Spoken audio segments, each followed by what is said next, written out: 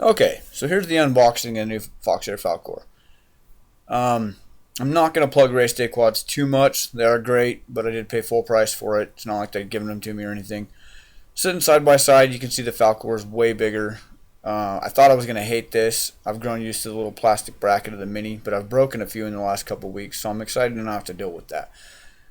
And with this build being white and red, I wanted to have a white camera, and I was excited to have that as an option. And I feel like it being bigger is going to stand out that much more. I'm really happy about the separate remote control plug-in with the Falkor. I hated having that little pigtail and trying to find a place to tuck it. Here's the Predator V3 with the factory settings right out of the box, and my opinion is straight out of the box without touching anything, the V3 hands down has a better picture. And this is a personal preference. I like having more color saturation. I like having the deeper colors that Foxeer is kind of more known for. I don't like the washed out look of like a run cam. I feel like run cam is a lot more mellow colors, almost black and white sometimes, and this looks a lot better to me straight out of the box. However, this is still washed out. You'll see in the next video, it's adjusted to my liking, is even deeper. I almost go back to the first Predator, where it had the deeper blue that a lot of people complained about. The Foxeer was coming up with right out of the box. I actually like that. I like having the deeper colors, and you'll see here in this next video.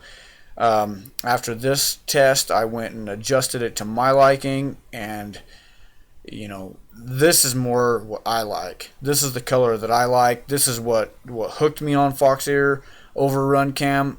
I like it like this. I don't like it so washed out. And this is how I've been running this camera for a few weeks now.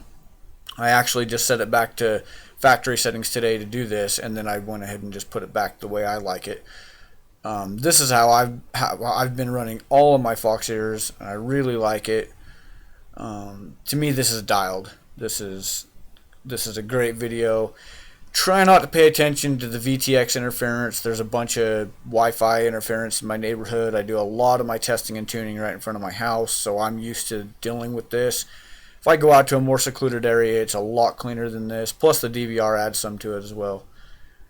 So try to focus on just the camera, just the video quality and the colors, and not the interference and the static.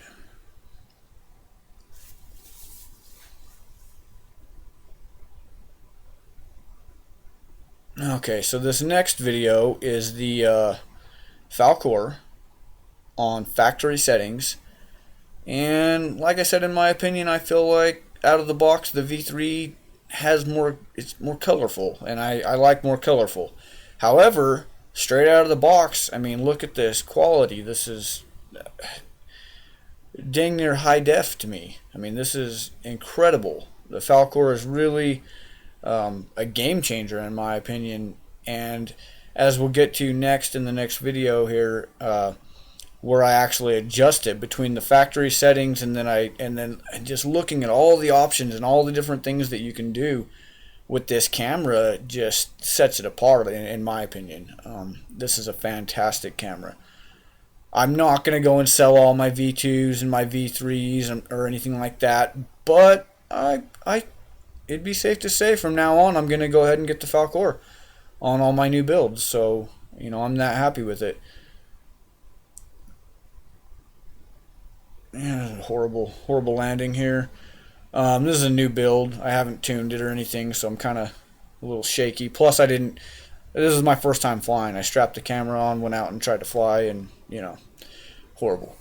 So, looking at all these features, I'm not even going to try to explain what they are because they're way above my head. Anything that was on auto, I left on auto. I feel like, the people making the camera, they're professionals. It's what they do. If it's set up on auto, I'm going to leave it on auto. However, I may need to vary from that a little bit because I do want more color saturation. After I did these adjustments, I really didn't change much on the color, and I wasn't too happy with how it ended up after adjusting it. I did change a few things to how I like them, but I want more color. And I know this is capable of it, and I just wanted to go through the menu and show all the different options on the Falkor. Some of these things I didn't even know what it was going to do. I changed it from PAL to NTSC, and it actually shut the thing off and restarted. So I didn't know that. On the Predators, it's all automatic. I've never messed with that.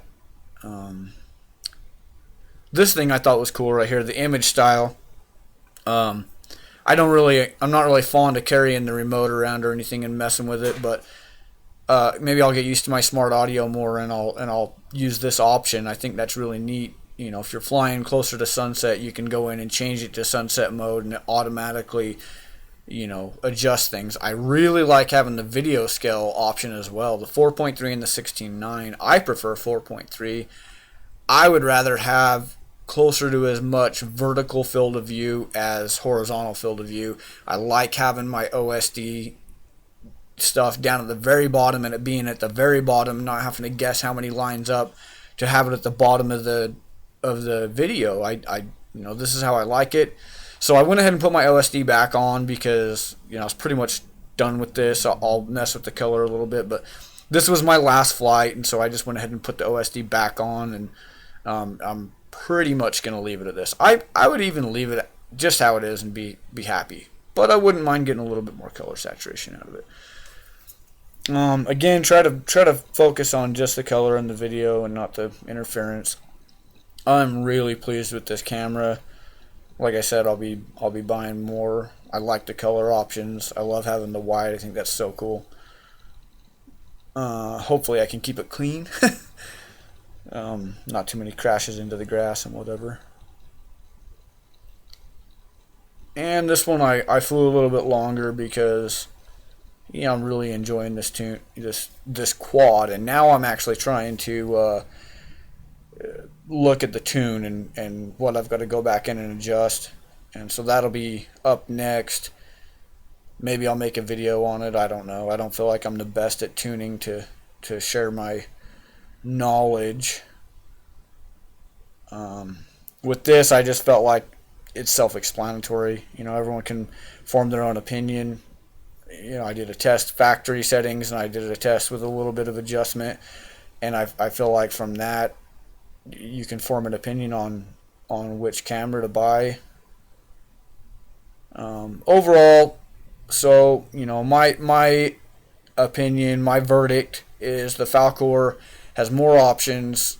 I'm excited to not have the plastic bracket. And you can see right here, I started having motor number 2 started cogging on me and doing weird stuff, so I'm not very happy about that.